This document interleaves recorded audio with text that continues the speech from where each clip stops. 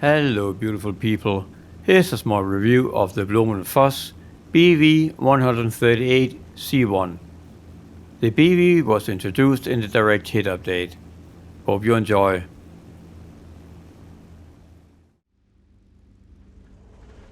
I think I've mentioned this both in the videos for the Japanese bombers and the American bombers.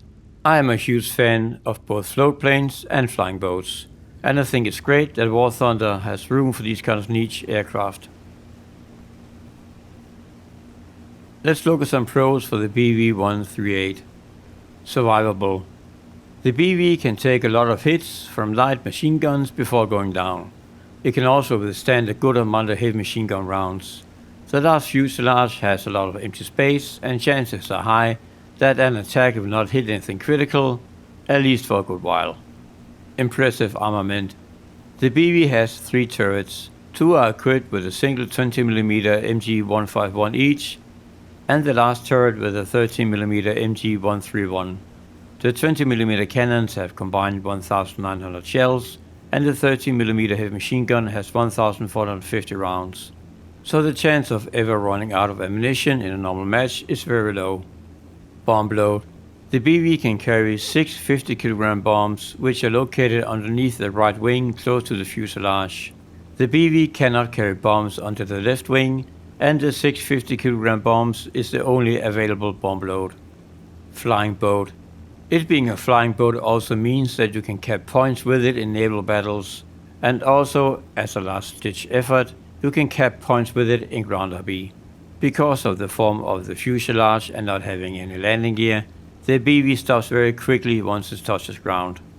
Glider. Surprisingly enough, even when the engines are stopped, the BV can glide for a very long time before losing any significant altitude. But this also has the downside that it can be annoyingly difficult to lose altitude when you want to land. And some of the cons for the BV. Rough flight characteristics. The BV's top speed, and this is at sea level, is 283 km an hour. In normal flight, do not expect much more than 230 km an hour. The floating McFly also has an awful rate of climb with only 2.2 meters a second. Anything more than a climb of 7 degrees will make the plane creep forward at around 140 km an hour. Turn time says 39 seconds, but I do think it's better than that, at least it feels like it.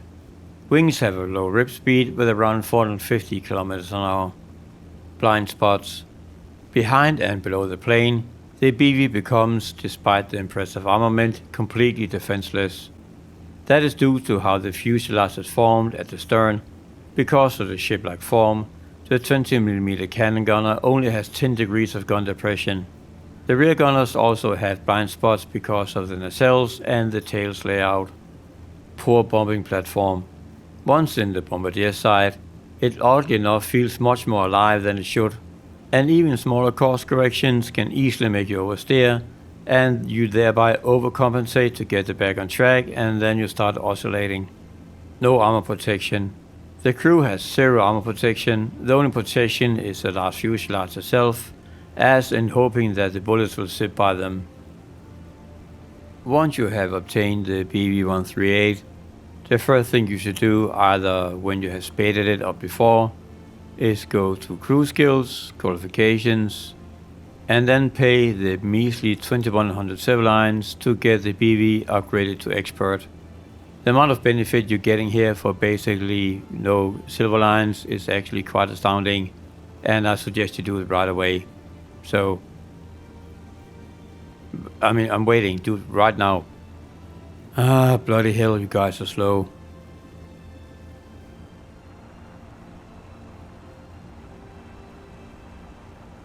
You can of course use the BV and its bomber spawn as a regular bomber, but you have a very light bomb load of 6 50kg bombs, and that would not be very useful in destroying bases. You would be better off trying to destroy ground units with your bombs.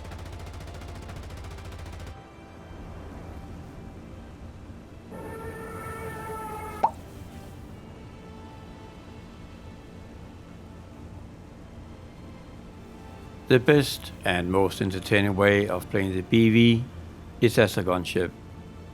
You can either stay high and try to protect other bombers, although you will have trouble keeping up with them at all. Then there is also the option to stay at bomb altitude and just wait until enemy fighters or bombers come to you to pick a fight. The BV sits fine at battle rating 1.7, where you mostly will face light machine guns. In up tiers, however, even at battle rating 2.3, you start running into many more 12.7mm heavy machine guns, and they pose a much bigger threat to your well-being. And of course, in full up tiers, you can meet P-40s, Corsairs, and Russian fighters with both heavy machine guns and 20mm cannons, and then it's not fun anymore.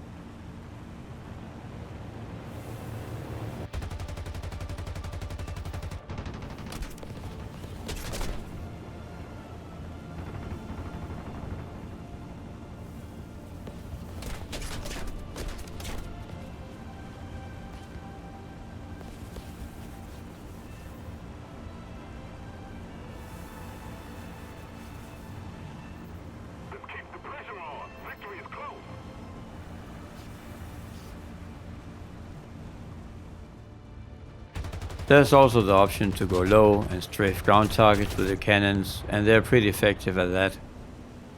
That will of course attract innocent little fighter planes who will soon regret going after you.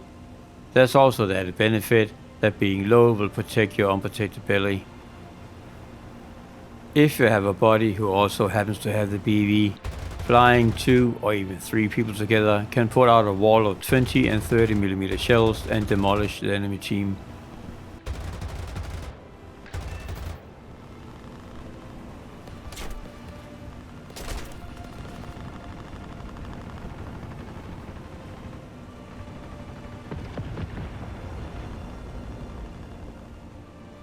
Another usage for the BV is in ground RB. Here you again have the option of bombing vehicles, but the way the BV behaves once in the bombardier side makes it somewhat difficult to use. In ground RB we also find the gazillion SPAGs, and you being a large and very slow target makes it hard for you to survive for a long time if you're not very careful. The way I have been using the BV in ground RB is to basically circle around the AO just outside and sometimes above the range of the SPAGs, waiting to be attacked by enemy planes, which you have a much better chance to deal with than all those SPAGs on the ground.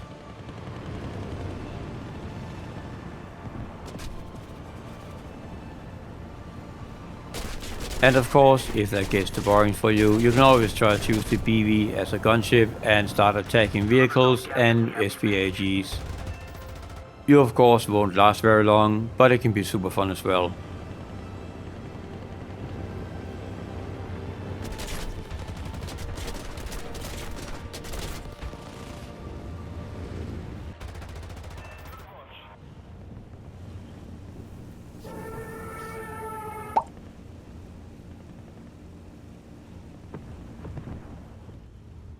One last thing. Not having landing gear can have its benefits, but there's also drawbacks. For a quick turnaround at the airfield it's great. You stop almost right away and can quickly start repairing and rearming. This procedure works great in ground RB, but in ARB there are some issues and all flying boats are affected by this. Let's say that you're on the losing team and are the last player on your team, but you still manage to get back to base and have rearmed and repaired. You are then being thrown back up in the air right away, and that will only mean your death and there's nothing you can do about it. It is unavoidable to lose some silver lines and give somebody a kill. There should be an option right after you have rearmed and repaired to not spawn back in right away, or at least be able to J out. I hope flying boats will get such an option added eventually.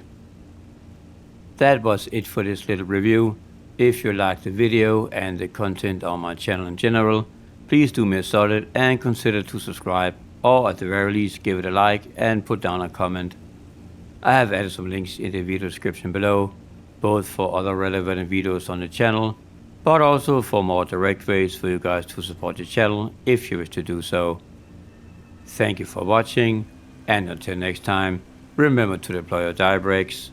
Have a good one.